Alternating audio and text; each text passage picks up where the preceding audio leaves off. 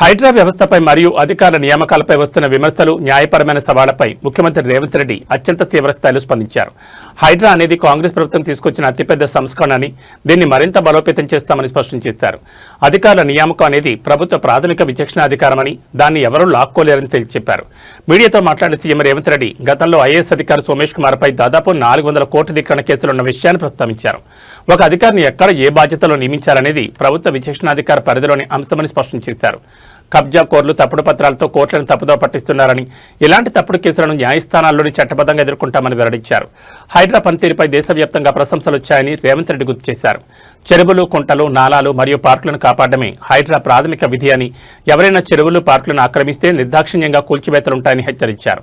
ఆక్రమణ విషయంలో రాజీ పడే ప్రసక్తే లేదని తేల్చి చెప్పారు.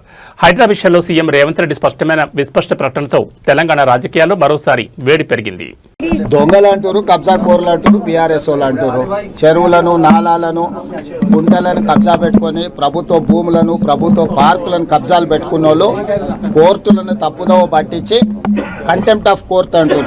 కంటెంప్ట్ ఆఫ్ కోర్టు ఉంటే అధికారులను మార్చాలనే నిబంధన ఉంటే గతంలో సోమేష్ కుమార్ మీద 400 కంటెంప్ట్ కేసులు ఉన్నాయి.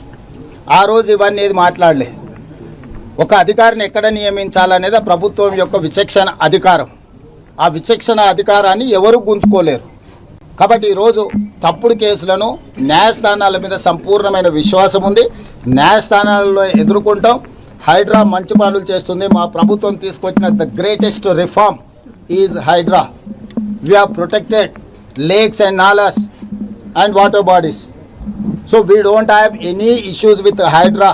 We are going to empower HYDRAA. HYDRAA is one of the best institution. We got appreciation from all over India. So కొట్టేదే బడాబాబులను, లేఖనాల్లో ఉన్నదే బడాబాబులు అంటే నువ్వు సొంతలు కట్టుకుంటే పోయి నీళ్లు కూడా కొట్టాలా.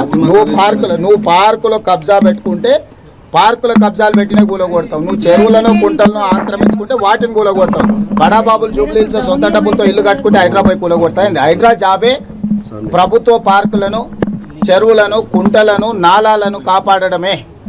ఆ పని పర్ఫెక్ట్గా చేస్తుంది.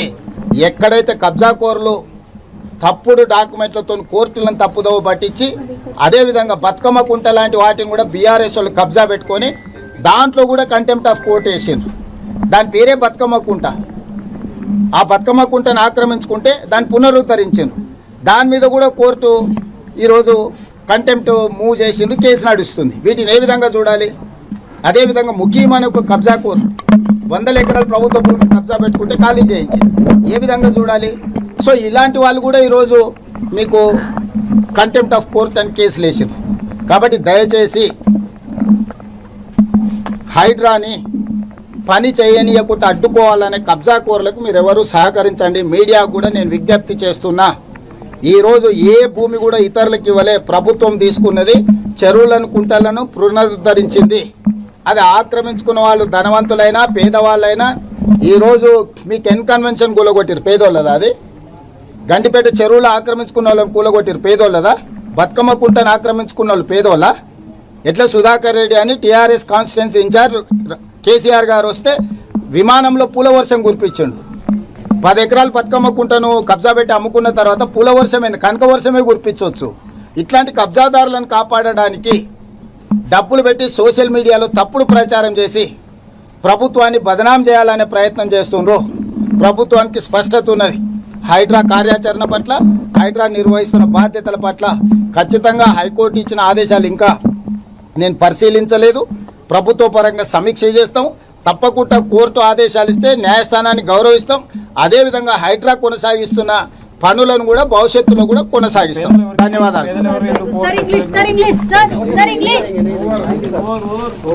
సంజయ్ జల్దీ లేకపోవడము